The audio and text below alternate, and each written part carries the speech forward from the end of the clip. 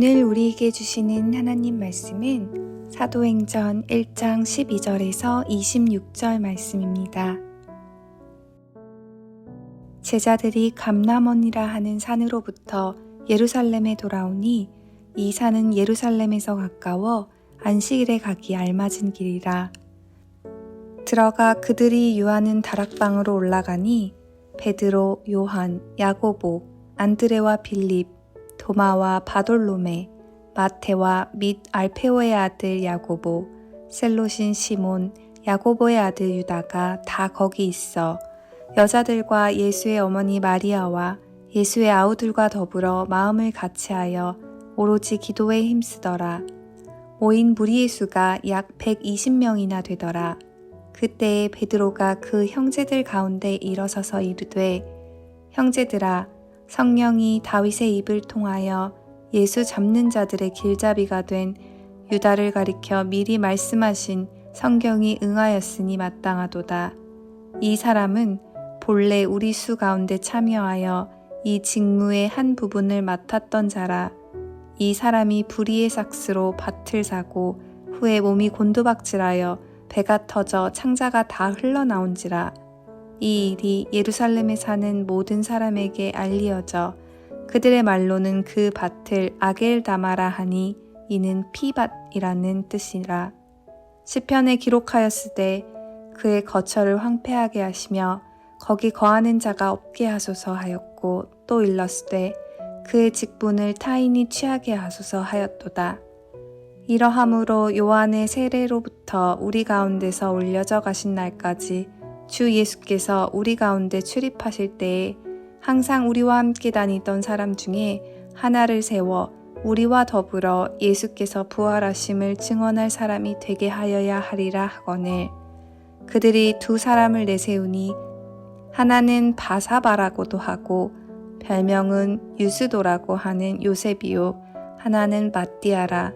그들이 기도하여 이르되, 뭇 사람의 마음을 아시는 주여, 이 두 사람 중에 누가 주님께 택하신 바 되어 봉사와 및 사도의 직무를 대신할 자인지를 보이시옵소서. 유다는 이 직무를 버리고 제 곳으로 갔나이다 하고 제비 뽑아 마띠아를 얻으니 그가 11사도의 수에 들어가니라.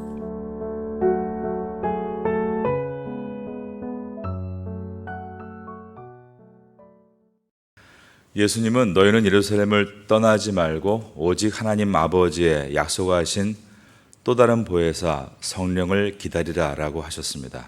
그리고 오직 성령이 너에게 임하시면 너희가 권능을 받고 예루살렘과 온 유대와 사마리아와 땅끝까지 이르러 내 증인이 될 것이다 라고 하셨습니다. 그리고 하늘로 승천하신 것입니다.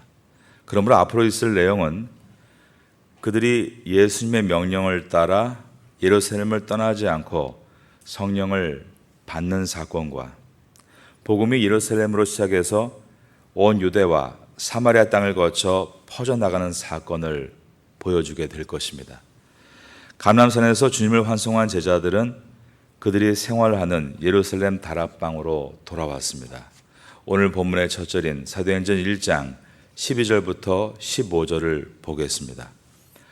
제자들이 감람원이라 하는 산으로부터 예루살렘에 돌아오니 이 산은 예루살렘에서 가까워 안식일에 가기 알맞은 길이라. 들어가 그들이 유하는 다락방으로 올라가니 베드로, 요한, 야고보, 안드레와 빌립, 도마와 바돌로메, 마테와 및 알페오의 아들 야고보, 셀롯인 시몬, 야고보의 아들 유다가 다 거기 있어 여자들과 예수의 어머니 마리아와 예수의 아우들로 더불어 마음을 같이하여 오로지 기도에 힘쓰더라. 모인 무리의 수가 약 120명이나 되더라. 그때에 베드로가 그 형제들 가운데 일어서서 이르되, 그곳에 모인 수가 120명이나 되었다라고 했습니다.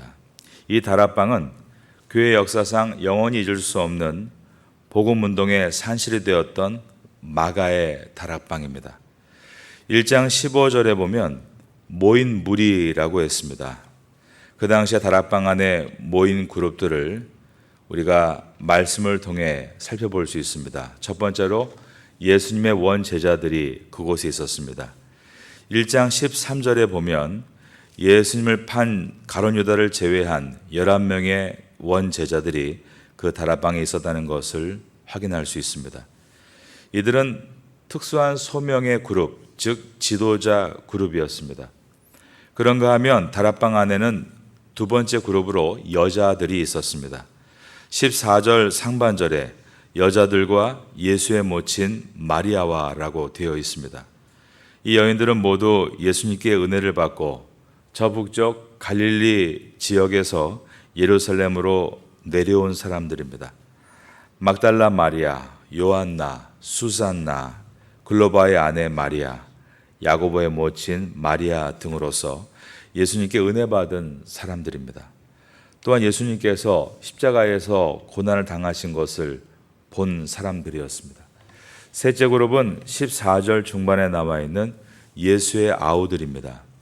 사실 예수의 아우들은 예수님께서 십자가에 돌아가시기 전까지 예수를 메시아로 믿지를 않았습니다. 그래서 요한복음 7장 5절에 보면 이는 그 형제들이라도 예수를 믿지 아니함이로라 라고 되어 있습니다. 그러나 예수님께서 부활하신 후에는 그들은 모두 예수님을 구주로 따르는 믿음의 사람들이 되었습니다. 그 중에 가장 두드러진 아우가 바로 야고보입니다. 야고보는 초대 예루살렘 교회의 담임 목회자가 되고 고난에 대한 귀중한 가르침인 야고보서를 기록하고 순교했습니다. 예수님의 다른 세 아우는 요셉과 유다와 시몬입니다. 그 중에 유다는 유다서의 저자로 알려져 있습니다. 이처럼 예수님의 동생들도 예수님을 메시아로 따르며 그분께서 명령하시고 약속하신 예루살렘을 떠나지 말고 또 다른 보혜사 성령을 받으라는 말씀에 순종해서 지금 이 마가의 다락방에 모여 앉아 함께 기도하고 있었던 것입니다. 예수님을 따르는 무리는 모여 있었습니다.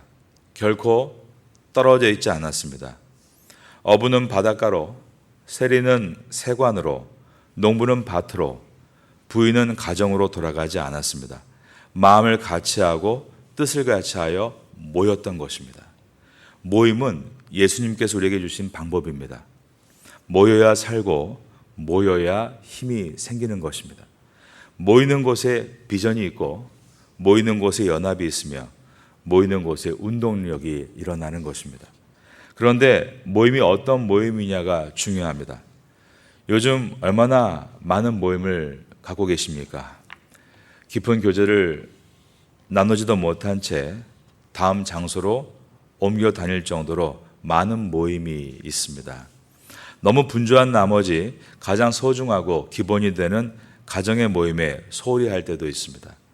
많은 모임 가운데 어떤 모임이 가장 유익한가? 오늘 사도행전 1장에 나타나고 있는 마가의 다락방에서 일어난 기도하는 모임이 얼마나 귀한지에 대해서 우리가 배워야 합니다.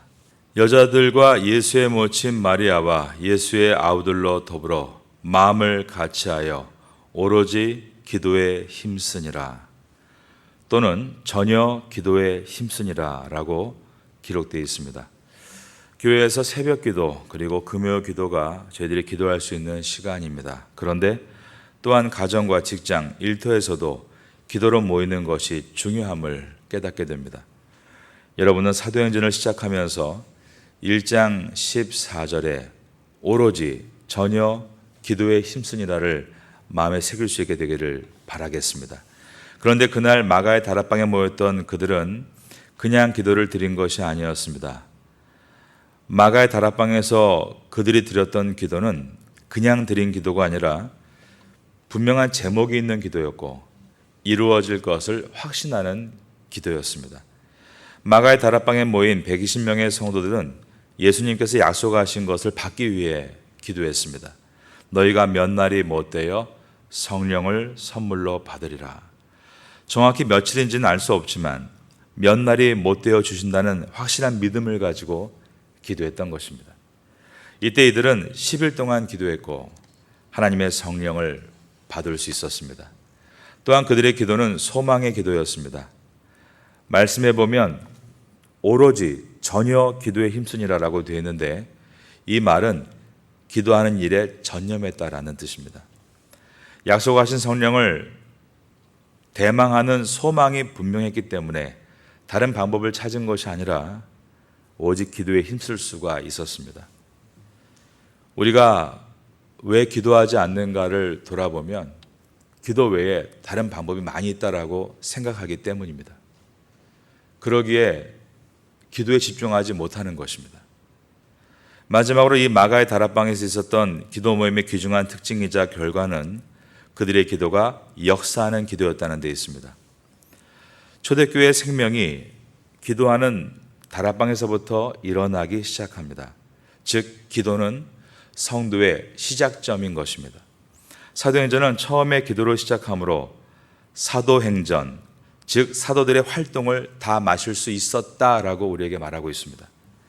기도가 역사를 일으킨다는 것을 기억하고 마가의 다락방에 있었던 성도들과 같이 전혀 기도에 힘을 써보고 그 결과를 누릴 수 있는 성도가 될 수 있다면 바로 그것이 체험 신앙입니다. 여러분 모두가 말씀과 기도 가운데 이러한 체험 신앙을 얻게 될 수 있기를 예수님의 이름으로 축원합니다. 16절을 보겠습니다. 형제들아, 성령이 다윗의 입을 통하여 예수 잡는 자들의 길잡이가 된 유다를 가리켜 미리 말씀하신 성경이 응하였으니 마땅하도다. 이것은 우리가 사도행전과 같은 성령 충만한 교회, 사도행전과 같은 성령 충만한 가정이 되려 할 때 내가 다루어야 할 내 영혼의 구멍을 먼저 메워야 한다는 뜻입니다. 한번 저를 따라 하겠습니다. 먼저 내 안에 가론 유다를 해결하라. 우리가 성령의 충만한 은혜로 들어가기 전에 주님은 먼저 내 안에 해결되지 않은 부분, 우리 공동체 안에 부서진 부분, 빈 공간의 자리를 먼저 보여주십니다. 그리고 그것을 수리하고 채움으로 성령의 충만한 은혜로 들어갈 수 있도록 길을 닫게 하시는 것입니다. 이것은 해도 되고 안 해도 되는 것이 아니라 성령의 충만한 은혜로 들어가기 위해서 반드시 거쳐야 될 일입니다. 주님께서 제자들에게 가론 유다의 문제를 해결하라라고 말씀하셨습니다. 정말 뜻밖의 말씀이었습니다. 그들이 성령 충만을 받기 위해 마가의 다락방에 모여 기도하기 시작했고 이제 제자가 아닌 사도로, 지금까지는 학생으로 배웠다라면 이제는 사역자로 주님의 일을 하려 할 때 뜬금없이 주님은 베드로의 입을 통해서 가론 유다에 대해서 말씀하실 때 사실 많이 당황했을 것입니다. 우리도 그렇습니다. 하나님께서 우리에게 설교 강단을 통해 위대한 꿈을 말씀하시지만 중간에 반드시 괴롭고 고통스럽지만 조심스럽게 바라봐야 할 우리의 내면도 설교를 통해 말씀하십니다. 제자들은 가론 유다 사건은 생각하기도 싫었을 것입니다. 동료의 엄청난 배신, 이들에게는 이름도 들먹이고 싶지 않은 가슴 아픈 사건인데 그 문제를 성령께서 지적하셨습니다. 그런데 주님의 의도는 정지하기 위해서가 아니라 그 자리를 채우고 새롭게 시작하게 하시기 위해서입니다. 성령의 충만을 받기 전에 하나님은 우리의 어떤 과거에 갇혀있는 숨겨진 아픔과 상처를 드러나게 하십니다. 하나님이 여러분을 야단치고자 하는 것이 아닙니다. 그것을 반드시 건드려야 진정한 성령의 은혜로 들어갈 수 있기 때문입니다. 예수님께서 우물가의 여인에게 남편의 문제를 거론하신 것과 마찬가지로 우리의 힘든 과거의 어떤 구석을 주님이 건드리시는 것입니다. 오늘 본문은 사도행전에 등장하는 베드로의 첫 번째 설교인데 베드로가 얼마나 대단한 설교를 많이 했습니까? 오순절의 설교는 한 번의 설교로 3,000명을 회개하게 만들기도 했습니다.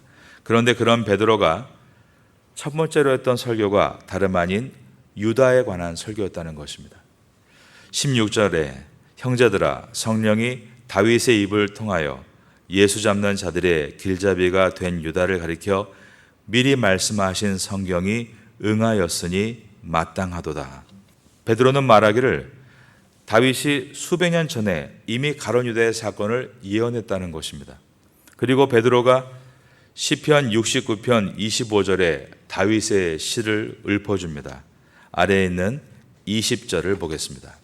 시편에 기록하였으되 그의 거처를 황폐하게 하시며 거기 거하는 자가 없게 하소서 하였고 또 일렀으되 그의 직분을 타인에게 취하게 하소서 하였도다. 지금이야 우리가 성경을 손안에 들 수 있을 만큼 작게 제작이 되어 나오지만 또한 대부분 사람들이 그 성경도 필요 없을 정도로 스마트폰으로 성경 구절을 검색해서 유다의 사건을 얼마든지 구절을 뽑아낼 수 있지만 그 당시 성경은 두루마리 성경이었습니다. 시편 1편이 두루마리 하나였는데 구약 929장 중에서 어떻게 그 내용을 뽑아낼 수 있었을까? 결국은 베드로가 그 자리에서 다윗의 예언을 다 외웠다는 말인데 우리가 아는 대로 베드로는 학문이 부족한 사람이었습니다. 이것은 하나님의 영이신 성령께서 베드로에게 임하셔서 유다의 사건을 해석하게 하신 것입니다. 그 이유는 우리 안에 아픈 사건에 대해 그것이 하나님 안에서 분명하게 해석되지 못하고 이해되지 못하고 그냥 덮어놓으면 하나님에 대한 원망으로 남을 수 있기 때문입니다. 엄마가 병에 걸렸을 때 제가 그토록 기도했는데 하나님은 왜 저의 엄마를 죽게 내버려 두셨어요? 아빠가 전도하고 있었는데 왜 그날 아빠가 교통사고로 돌아가셨어야 했는가요? 우리가 감히 물을 수 없는 질문에 대해서 사람들은 그저 하나님의 뜻이 있으실 거야 라고 덮어버리기가 쉽습니다.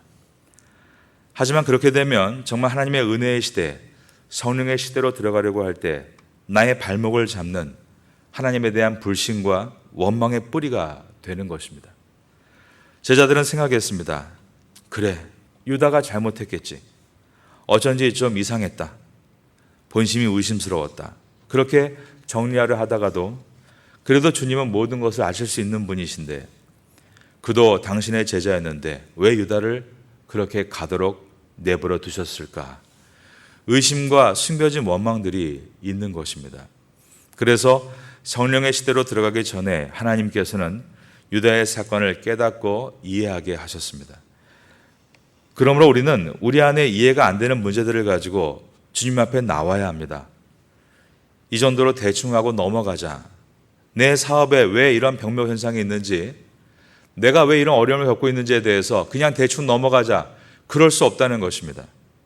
분명히 가정마다 답을 얻어야 합니다. 왜 하나님이 막으셨는지, 왜 하나님이 그렇게 하셨는지에 대해서 물어야 하는 것입니다. 그리고 답을 얻어야 합니다. 저는 사도행전을 시작하면서 하나님 말씀을 붙들고 이제 기도를 시작하는 여러분 모두에게 하나님께서 분명하게 응답하여 주심으로 의심과 원망들을 다 내려놓고 하나님에 대한 잘못된 오해가 다 풀림으로 하나님의 사랑을 전적으로 받아들이고 여러분의 신앙의 깊은 성장이 있게 되기를 예수님의 이름으로 축원합니다. 하나님은 말씀을 통해 제자들에게 가룟 유다의 사건을 설명해 주시면서 먼저는 제자들에게는 유다 사건이 이를 갈며 원망하고 실패했다고 여겨지는 낙담한 사건이지만 하나님 편에서는 유다의 배신 사건이 그렇게 놀라운 사건이 아니라고 하셨습니다. 이미 수백 년 전에 다윗의 예언을 통해 말씀에 기록된 사건이었다라고 하신 것입니다.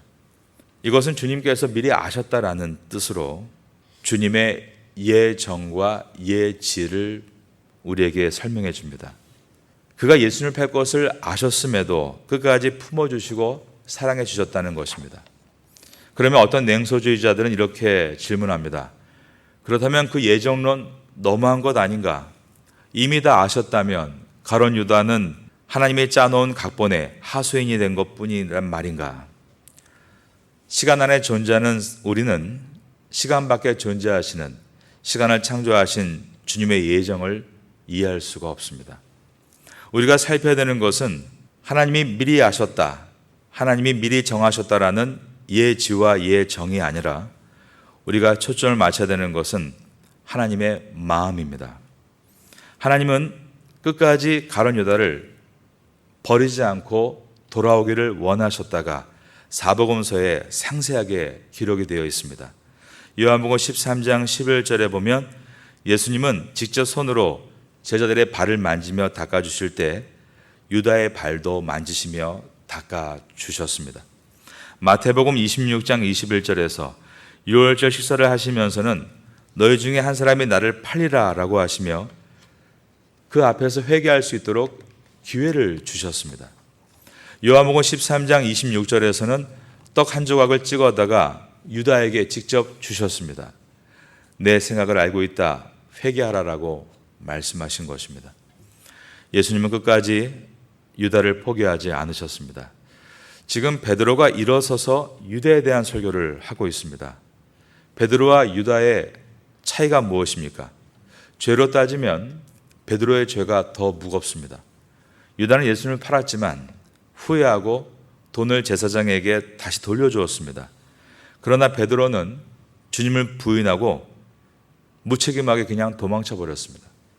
그런데 이 두 사람의 차이는 베드로는 회개하고 돌아선 것에 있고 유다는 후회할 뿐 돌아서지 않았다는 데 있습니다. 25절에 보니까 그것은 유다의 선택이었다라고 되어 있습니다. 1장 25절입니다. 봉사와 및 사도의 직무를 대신할 자인지를 보시옵소서. 그 다음 절을 따라하겠습니다. 유다는 이 직무를 버리고 제 곳으로 갔나이다. 유다가 버린 것입니다. 이것은 가룟 유다만의 이야기가 아닙니다. 오늘날에도 하나님은 우리에게 믿음을 주시고 직분도 주십니다. 그런데 그것을 어떻게 여기고 있는가? 우리 안에 유다의 마음이 있다면 해결해야 하는 것입니다.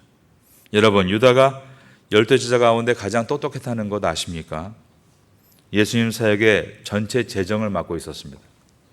뛰어난 사람이 갖는 착각이 있습니다. 내가 가정을 이끌고 있다. 내가 사업을 이끌고 있다. 내가 내 교회를 이끌고 있다라는 생각입니다. 내 안에 주님이 빠지고 내가 너무 많이 튀어나오고 있는지 돌아봐야 합니다. 사실 우리가 이런 설교를 많이 들어왔습니다. 내가 하는 것이 아니라 하나님이 하신다. 하지만 그럼에도 우리는 계속 내가 하고 있다라고 생각한다는 것입니다. 우리는 내가 너무 잘해서 라는 이 유다의 마음이 내 안에 있는지를 살펴야 하는 것입니다. 나 아니면 안 돼. 그런 것은 없다는 것입니다. 그런가 하면 반대로 나 하나쯤이야입니다. 공동체 안에서 자신의 의미를 너무 가볍게 여기는 경우입니다. 하나님께는 한 사람이 중요합니다. 17절을 보겠습니다. 17절을 보니까 이 사람은 본래 우리 수 가운데 참여하여 이 직무의 한 부분을 맡았던 자라. 하나님이 유다에게 주신 직무가 보통 자리가 아닙니다. 구약의 12지파를 계승해서 12사도의 시대를 잇는 중요한 한 부분을 주신 것이었는데 유다가 그 직무를 저버렸습니다. 어떤 사람은 얘기합니다. 12명이나 있으니 한 명이 빠져도 뭐 그리 심각한 문제인가. 그런데 하나님께는 숫자가 중요합니다. 여러분 중에 아이가 3명 있는 분이 그 중에 하나에는 대충 어떤 일이 벌어져도 괜찮은 분이 있으시겠습니까? 하나님에게는 숫자가 중요합니다. 성경에서 숫자는 굉장히 중요한 의미로 우리에게 다가옵니다. 심지어 주님은 머리털까지도 세신다라고 기록되어 있습니다. 구약의 민수기가 영어 표기로 넘버스입니다. 숫자를 센다. 광야에서 하나님은 12지파의 한 명이라도 잃어버릴까 봐 계속 숫자를 세게 하셨습니다. 세상에서는 사람들을 우열을 가립니다. 그리고 우를 남기고 열을 잘라냅니다. 대학에서는 공부를 못하는 20생들을 잘라내고 회사에서는 입사하기 위해 먼 집을 보러 온 청년들 중에 대다수를 잘라냅니다. 하지만 하나님은 반대입니다.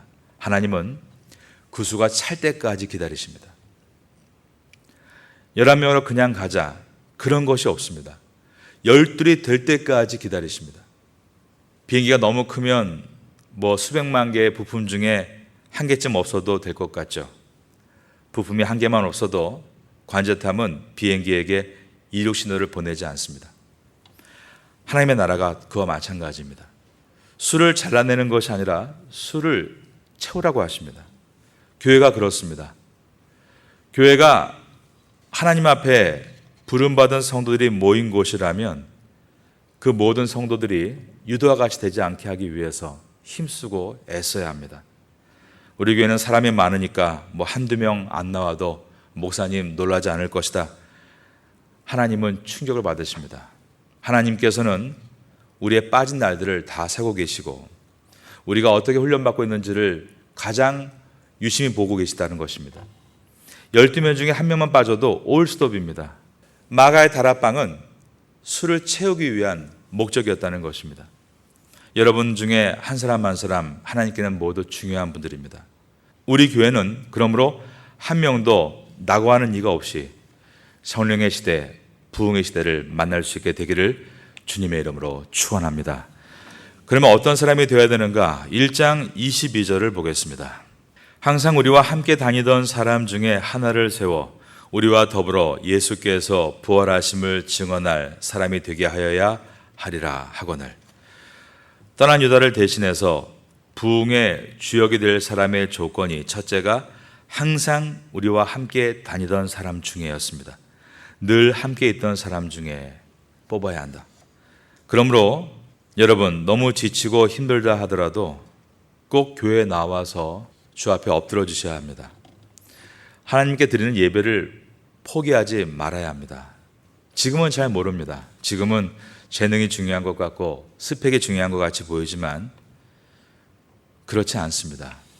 요즘 아이들 고3이라고 하면 교회에 보내지 않습니다. 하지만 그것은 아이들이 가장 힘들 때 하나님과의 영적 교통을 막는 일입니다. 나중에 하나님이 선택하시는 사람은 스펙의 사람이 아닙니다. 항상 하나님과 함께 있던 사람 중에 하나를 선택하십니다. 두 번째는 1장 22절에 항상 우리와 함께 다니던 사람 중에 하나를 세워 우리와 더불어 그 다음 보니까 예수께서 부활하심을 증언할 사람이 되게 하여야 하리라 라고 했습니다. 증인의 삶을 사는 사람입니다. 헬라어로 증인이란 한 번 뱉은 말을 바꿀 수 없는 사람이란 뜻입니다. 그 당시 법정에서는 말을 번복하면 증인이 사형을 당했습니다. 목에 칼이 들어와도 예수님이 나의 구원자요 온 인류의 구원자임을 증언할 수 있는 사람, 순교의 각오를 가지고 나는 크리스천입니다 고백할 수 있는 사람을 하나님께서 선택하신다는 것입니다. 회사에 입사했는데 사장님이 교회를 다니냐라고 묻자 목소리가 슬금슬금 기어 들어갑니다. 다닐 수도 있고 안 다닐 수도 있고 사장님의 취향은 어떠신지요? 이렇게 물어보는 사람은 증인이 아니라는 것입니다. 저는 여러분들이, 여러분의 자녀들이 어디에서든지 나는 예수님을 나의 구주로 섬기는 크리스찬입니다 라고 고백할 수 있는 성도가 되시기를 바랍니다. 사도행전을 시작하면서 이러한 은혜를 붙드는 우리가 될 수 있기를 예수님의 이름으로 축원합니다.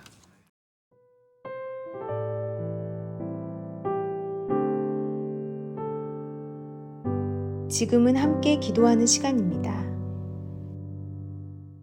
6월의 공동 기도 제목은 첫째, 하루의 첫 시간을 기도로 시작하게 하소서. 둘째, 직장에서 학교에서 기도로 시작하게 하소서. 셋째, 예레미야 애가와 사도행전을 통해 기도의 능력을 배우게 하소서. 넷째, 6월 13일 구역장 1일 수양회를 통해 기도에 불이 붙는 은혜를 허락하소서.